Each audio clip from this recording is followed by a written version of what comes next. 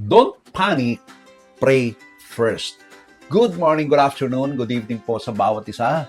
Ako si Pastor Wes at ito ang Magkape.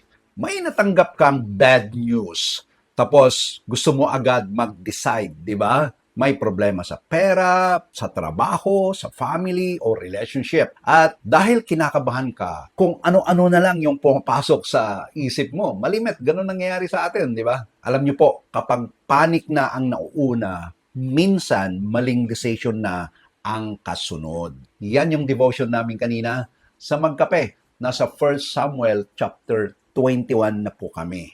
Doon namin nakita si David na dating matapang na humaharap kay Goliath, ngayon ay tumatakbo na dahil siya ay gustong patayin ni King Saul. At pagdating niya sa Gath, sabi sa 1 Samuel chapter 21 verse 12, basahin ko po sa inyo. David was much afraid of Achis, the king of Gath. Dapat naman hindi niya kakatakutan si King Achis di ba? Kasi kaya na nga niyang pinatay si Goliath Pero today, because of fear, iba yung kanyang frame of mind. Because of fear, David resorted to desperate action para makaligtas. Ano bang ginawa niya? Nagmukha siyang crazy. Pero, ito ang magandang ginawa niya. Sa Psalms chapter 34 verse 4, na connected sa episode ng pagtakas niya mula kay Achis, sinabi ni David, I sought the Lord and He answered me and delivered me from all my fears. Wow, grabe. David learned something important. Ano po yon? When fear comes, seek God. Ganito rin ang instruction sa Philippians chapter 4 verse 6.